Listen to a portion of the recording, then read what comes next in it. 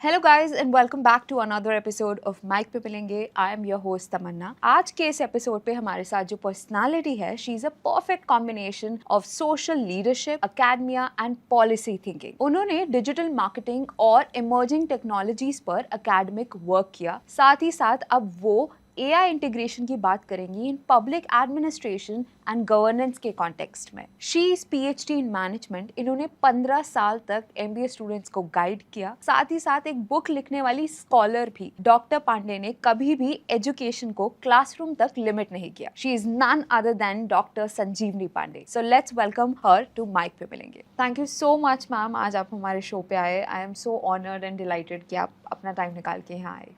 Thank you so much for inviting me. तो ma'am start से शुरू करते हैं। I mean you been a researcher, a teacher, a professor and also a political leader. तो इस entire journey में आपको क्या लगता है कि लीडरशिप और एजुकेशन के बीच की केमिस्ट्री आपके लिए कैसी रही? टीचिंग ने मुझे लीडरशिप में और ज़्यादा जान डालने के लिए what you can say help किया। हाँ जी। बिकॉज आई से we don't only teach the syllabus into the classroom. Yeah. We shape the minds. Correct. We shape the minds of the students. Hmm. और इतने साल टीचिंग करने के बाद मुझे ये पता चला लीडरशिप या टीचिंग में जब आप किसी की अथॉरिटी लेते हो तो वो अथॉरिटी नहीं होती है, वो रिस्पॉन्सिबिलिटी लेते हो। Wow. दूसरा, जब मैंने लीडरशिप में आई या पॉलिटिक्स या सोशल वर्क में आई और साथ ही में टीचिंग कर रही थी, तो जब मैंने ग्राउंड रियलिटी के साथ जोड़ के उसी सिलेबस को पढ़ाया या उन्हीं चीज़ों को, जैसे मैं एमबीए प्रोफेसर हूँ, हाँ जी। तो फ्यूचर वुड बी मैनेजर्स को मैं तैयार करती हूँ। तो why manager should understand the political environment also, the government environment also, that they were not understanding. जैसे मैम हमें कारपोरेट के बारे में बताइए। तो मुझे लीडरशिप की वजह से टीचिंग में फ़ायदा हुआ, टीचिंग की वजह से लीडरशिप में फ़ायदा हुआ। वाओ, और आप स्टूडेंट्स को एक बेटर और रियलिस्टिक वर्ल्ड दिखा पाए। इसके अलावा मैम एक बहुत इंटरेस्टिंग चीज़ हमने देखी आपके इस पूरे जर्नी में कि आपने डिजिटल मार्केटिंग पर एक किताब लिखी और आपने बहुत क्रूशल तरीके से समझाया कि कैसे अलग अलग एराज में दिस इज़ वेरी इंपॉर्टेंट। तो आज जो हमारी ऑडियंस है जो ये देख रही है, इफ़ यू कैन टेल कि how in different industries this is the future and this is the present.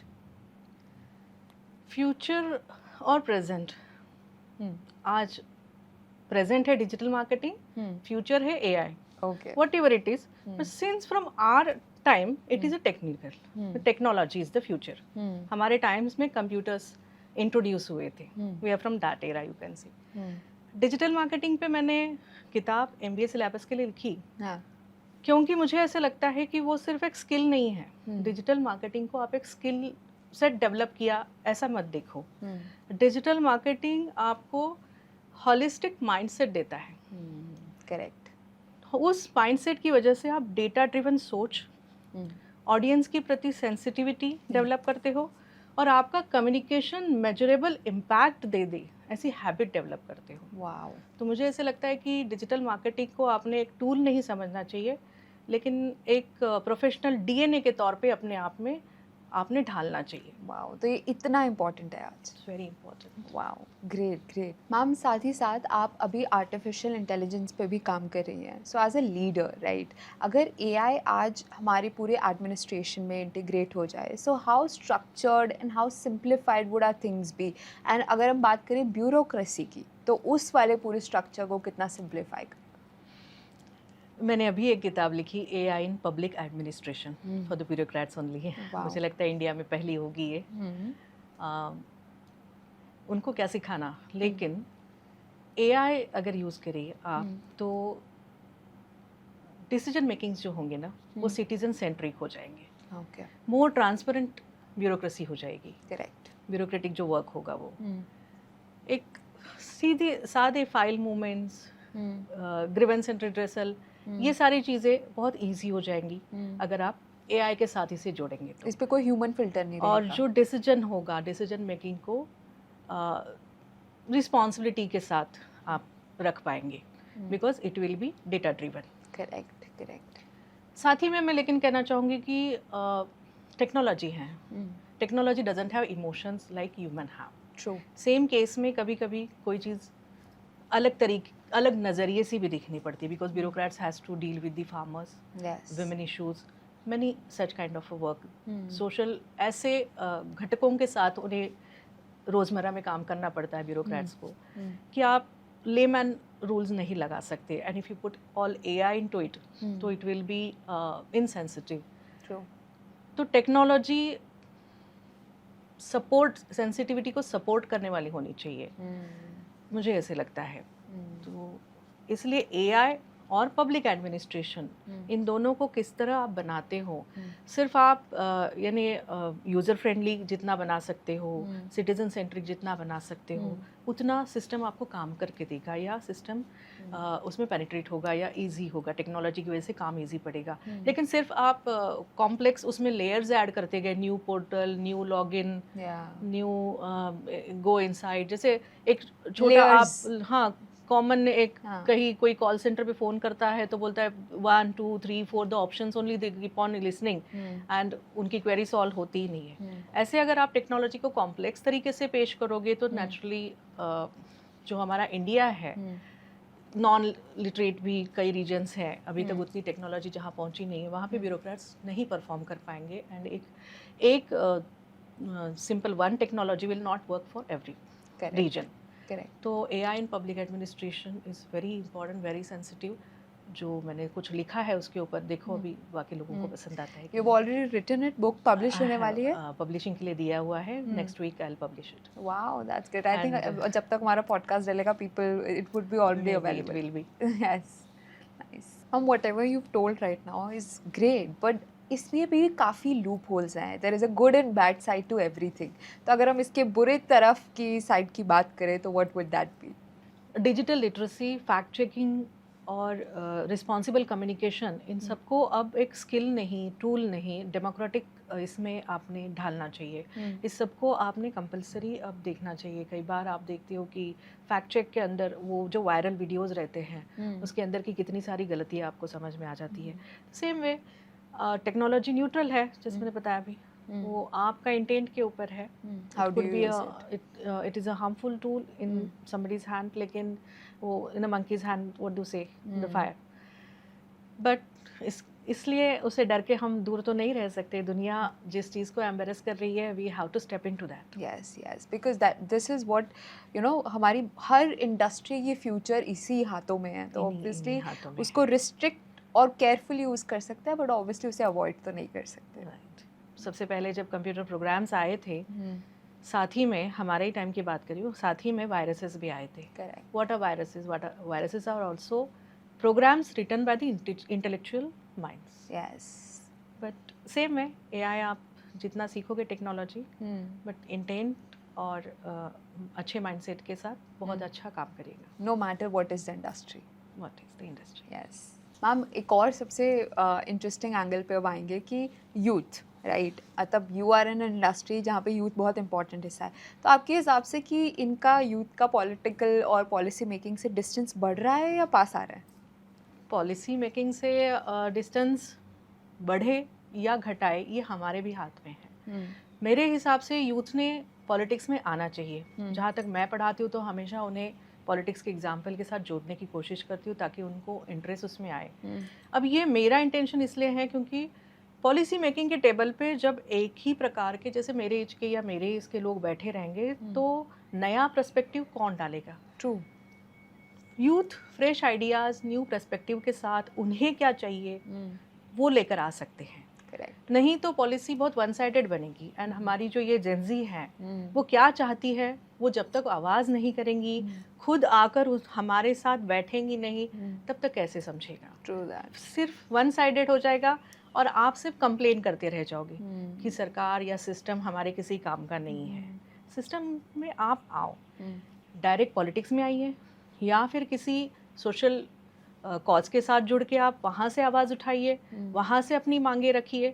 तो मैं तो चाहती हूँ कि यूथ ने कम्प्लीटली अब पॉलिटिक्स में, लर्नेड यूथ ने पॉलिटिक्स से जुड़ना चाहिए, आना चाहिए. क्योंकि हमारा देश ही इस समय सबसे यंग पॉपुलेशन रखने वाला देश है इस समय. True that. तो आज की यूथ, आज की जेंजी हमारे इस भारत को, इस इंडिया को जहाँ ले जाएगी जिस डायरेक्शन में ले जाएगी वो हमारा फ्यूचर रहेगा। तो यू आर इन सपोर्ट कि यूथ को पॉलिटिक्स में दे आना हैव टू। और मेरे को लगता है कि अगर एक अच्छा युवा रिप्रेजेंट करता भी है, नो मैटर कौन सी पार्टी, मेरे को लगता है कि उसके पास बहुत अच्छा सपोर्ट सिस्टम रहेगा क्योंकि मेजॉरिटी इज यूथ। वो उनकी माइंडसेट को समझता है, करेक्ट। उनकी जो मांगे हैं वो समझता है। आज कई आप देखोगे हमारी पार्टी में भी और बाकी पार्टियों में भी कई युवा नेता हैं जिनके साथ युवा जुड़ा हुआ है और वो बहुत सक्सेसफुल है क्योंकि वो जेनजी की प्रॉब्लम समझते हैं जी। और हम चाहते हैं समझ के हम उन्हीं प्रॉब्लम को एड्रेस करें। करेक्ट। लेकिन प्रॉब्लम तो लेकर आनी चाहिए वो। True that. और प्रॉब्लम लेकर आने के लिए हम वो कंप्लेनर बन के ना आए, हम चाहते हैं वो सिस्टम में आए, रिप्रेजेंटेटिव साथ में आए, एज ए रिप्रेजेंटेटिव आए। ट्रू। और पॉलिसी मेकिंग में चेंज बनाने में पार्टिसिपेट करे खुद। Great great. मैम, जब मैं यहाँ पे रिसर्च कर रही थी आई रियलाइज कि वुमेन एम्पावरमेंट इनिशिएटिव्स में भी आप काफ़ी ज़्यादा एक्टिव रही थी। सो व्हाट अबाउट दैट कि मतलब खुद जब आपने ये सब देखा in this whole scenario, maybe आप वो कॉर्पोरेट में ले लो या पॉलिटिकल बिलीफ में ले लो, ठीक है, this entire journey, did you think कि इसमें सबसे ज़्यादा प्रॉब्लम कहाँ है? कि हम लोगों में कॉन्फिडेंस की प्रॉब्लम है इन रिप्रेजेंटेशन, या इंडिया में इन जनरल अपॉर्चुनिटीज़ की प्रॉब्लम है? मैं कहूँगी दोनों। द अच्छा। Problem is dual. Okay. Opportunities की भी कमी है। कई सारी महिलाओं को बेसिक इकोसिस्टम भी, एनालिटिक इकोसिस्टम भी नहीं मिलता है, जैसे safety, family support, financial independence. ये सब होगा तब ना वो कहीं और अपने आप को किसी प्लेटफॉर्म पे प्रूव करने के लिए एक व्यक्तित्व बना पाएगी। करेक्ट। तो एक ये है, और दूसरा सेल्फ कॉन्फिडेंस की भी कमी है। क्या मुझसे ये हो पाएगा? क्या मैं ये कर पाऊंगी? क्या ये मेरे लायक काम है? मैं यहाँ की तो हूँ, इसकी वो एरिया की हूँ ही नहीं। ये भी सेल्फ कॉन्फिडेंस लोअर करने वाली बातें हैं। ऑफ कोर्स समाज का ख्याल रखना चाहिए, चार लोग क्या कहते हैं ध्यान रखना चाहिए, मैं इसके खिलाफ नहीं हूँ कि चार लोग कहना है कहें। लेकिन मुझे ऐसे लगता है कि ऐसे कुछ स्ट्रक्चरल रिफॉर्म्स करने चाहिए जिसमें अपॉर्चुनिटी क्रिएट हो जाए। ऐसे कोई लीडरशिप प्रोग्राम्स बनाने चाहिए जिसमें कॉन्फिडेंस बिल्ड हो जाए, वॉइसेस रेज करने की आदत सिखाई जाए, निगोशिएशन स्किल्स बढ़ाए जाए। तो ड्यूअल वे में काम होना चाहिए क्योंकि प्रॉब्लम ड्यूअल है। True that. और कभी जैसे आप जिस लेवल पे आज हैं इन द पॉलिटिकल सेटअप, कभी आपको प्रॉब्लम हुई अपने आप की क्रेडिबिलिटी या लोगों का वो कॉन्फिडेंस गेन करने में, या किसी ने क्वेश्चन किया ऐसा कुछ? आज मैं जिस मकान पे हूँ या जिस उम्र में हूँ, मैंने काफ़ी चीज़ें अचीव कर ली है। लेकिन हाँ, मुझे कई बार डबल एफर्ट्स लेने पड़े अपनी क्रेडिटेबिलिटी प्रूव करने के लिए। जैसे ब्लंटली मुझे ये सवाल, या किसी भी लेडीज़ को ये सवाल पूछे जाते, हो पाएगा आपसे? हाँ। इतनी रिस्पॉन्सिबिलिटीज़ के साथ कर पाओगे? राइट। जो कि मेल काउंटर पार्ट के साथ इतनी ब्लंटली वो सवाल नहीं पूछे जाते। सेकंड कि हाँ, आदमी है, इसको ये काम दे दो, कर लेगा। मुंबई में हूँ मैं, तो मैं देखती हूँ महिला जर्नलिस्ट रातों को भी वो जर्नलिस्ट भाग के न्यूज़ इकट्ठा करती है, स्टोरी कवर करती है। बट बीइंग अ वुमन उनके ऊपर शक किया जाता है। मेल जबकि उतना रिस्पॉन्सिबिलिटी से भी नहीं करेगा, लेकिन उसे काम दिया जाता है। तो मेरे साथ भी हुआ, हाँ, लेकिन मैंने कंसिस्टेंटली अपने काम को डिलीवर किया, अपने वैल्यूज़ को कभी कॉम्प्रोमाइज़ नहीं किया। ट्रू। और किसी भी टेबल पर अपनी किसी सीट को अपोलोजेटिक तरीके से क्लेम नहीं किया। और आज मैं बहुत अच्छी मकान पे हूँ, ऐसा मैं तो सोचती हूँ। तो इसका मतलब ये है कि कभी भी ये वुमेन सेंट्रिक अप्रोच रख के अपनी डिग्निटी गिराना, अपने आप को ऐसे दिखना कि एज अ सिंपैथी गेनर, आप हमेशा you been a strong woman because इतने years of experience, you don't have to be apologetic about anything. I believe, मैं हमेशा कहती हूँ, महिला मानकर मुझे अगर ये कोई अपॉर्चुनिटी दे रहे हो, भले वो बस में सीट भी हो, तो भी मुझे महिला समझकर मत देना। अच्छा। मुझे एक इंसान समझो, मेरी कैपेबिलिटी है तो मुझे ये चीज़ चाहिए, नहीं तो नहीं चाहिए। मैं महिलाओं की कतार में भी जाने के लिए सोचती हूँ। हाँ, महिलाओं की कतार बनाई है तो प्रेग्नेंट वुमेन, बुजुर्ग और जा सकती है। उसी जगह बुजुर्ग अगर आदमी हो तो महिला की सीट भी उसे देनी चाहिए, जो मैं देती हूँ। सो मैं ये सोचती हूँ कि महिलाओं ने अपने आप को इतना स्ट्रांग बनाना चाहिए, Wow. तभी उन्हें इक्वल देखा जाएगा। अदरवाइज आप जेंडर बायस के नाम से रोते रहेंगे, डिस्क्रिमिनेशन के नाम से रोते रहेंगे, और बाद में आपको ही फेमिनिज्म चाहिए तो That थोड़ा is a सा problem. महिलाओं को। True that. मैम आप अभी AI, गवर्नेंस, लीडरशिप, एजुकेशन के एक प्रॉपर इंटरसेक्शन पे हो, राइट? तो आपको क्या लगता है 10-15 साल बाद AI कम्प्लीटली गवर्नेंस और हमारे एडमिनिस्ट्रेशन को ट्रांसफॉर्म कर देगा? टेक ओवर करेगा, कम्प्लीटली रिप्लेस नहीं करेगा। ओके। प्रॉब्लम सिटीजन सेंट्रिक होंगे, मोर पर्सनलाइज्ड होंगे, डेटा ड्रिवन तरीके से आप उसके सॉल्यूशंस ढूंढ पाएंगे, करप्शन या लीकेजेस पे काम किया जाएगा, लेकिन एक ह्यूमन टच हमेशा रहेगा, ह्यूमन एंगल रहेगा। रिस्क रहेगी थोड़ी प्राइवेसी, एल्गोरिदम और डिजिटल डिवाइड की। साथ ही चैलेंजेस भी आएंगे, प्राइवेसी, डिजिटल बायस, जॉब डिस्प्लेसमेंट, एल्गोरिथम, करेक्ट। इन सब की प्रॉब्लम्स भी आएंगी। तो साथ ही में हमें AI framework, inclusive digital infrastructure और सब्सटेंशियल ग्रोथ के बारे में इन्वेस्ट करना शुरू करना पड़ेगा। That's right. तो मतलब अगर आप लेकर चलें, ट्रांसफॉर्मेशन होगा लेकिन एक लेवल पर, रिप्लेसमेंट नहीं, रिप्लेसमेंट नहीं होगा। 10-15 साल बाद भी। क्योंकि everything has a limit to it, तो obviously. Ma'am I am so glad that आपने इतने इंटेलेक्चुअली सारे आंसर्स दिए, बट एक एंड क्वेश्चन मेरे पास आपके लिए है कि अगर एक student, no matter a girl और a boy, a young person talks to you and ask कि आज मैं एक रियल टाइम इम्पैक्ट हमारी कंट्री में या इंडिया में कैसे क्रिएट कर सकती हूँ, तो आप उसे क्या एडवाइस देंगे? वुड इट बी कि आप नॉलेज गेन करें या लीडरशिप बिल्ड करें? What would that be? अगर मुझे ये कोई पूछता है कि मैं रियल टाइम इम्पैक्ट कैसे क्रिएट करूँ, तो मैं ये कहूँगी कि नॉलेज और लीडरशिप को वो अलग अलग ना देखें। अच्छा। एक गोल की तरह देखें, एक मिशन की तरह देखें। पहले अपने आप को वो स्ट्रॉन्ग बनाए, जैसे एजुकेशन ले ले, स्किल डेवलप करे, फाइनेंशियल इंडिपेंडेंस अपने आप क्रिएट करे, क्रिटिकल थिंकिंग डेवलप करे। उसके बाद कोई भी एक छोटा रोल अपनाए, घर में हो, कॉलेज में हो, ऐसा रोल, लीडरशिप रोल जो किसी एक की भी लाइफ इम्पैक्ट करता हो, शेप अप करता हो। एक सडन चेंज नहीं है। क्या है, छोटी छोटी इम्पैक्ट एक सडन नहीं होता है, छोटी छोटी आपकी एक्शंस का क्यूमुलेटिव इफेक्ट होता है इम्पैक्ट। True that. तो खुद को इंडिपेंडेंट करे। लड़की हो तो और भी मैं इसके बारे में बताऊंगी कि she should be financially independent with the critical thinking, और start small, think big. Wow, यही मैं कहूँगी। तो आपको लगता है कि ज़रूरी नहीं है कि आप जाते ही बस जाके इलेक्शन लड़ो, इट्स बेटर कि आप छोटे छोटे ऐसे रोल्स प्ले करो जाके आप एक बड़े मुकाम तक विद टाइम पहुंच पाओ? विद टाइम कंसिस्टेंटली आप वो रोल प्ले करते रहो, अपने आप डेवलप हो जाओगे। और अगर आपको लगता है कि नॉलेज के बिना लीडरशिप इज नथिंग? नॉलेज तो चाहिए, knowledge is not always the qualification degree. I have seen many good politicians 10th 12th fail, but जब वो सामने आपके बैठेंगे तो उनके सेक्टर का इतना नॉलेज होता है उन्हें, पॉलिसी मेकिंग का इतना नॉलेज होता है कि मैं कहती हूँ कि मेरी PhD की डिग्री उनके सामने फीकी है। I have met such good personalities. There is a difference between literacy and education. Right, that's true. So that knowledge you have to take.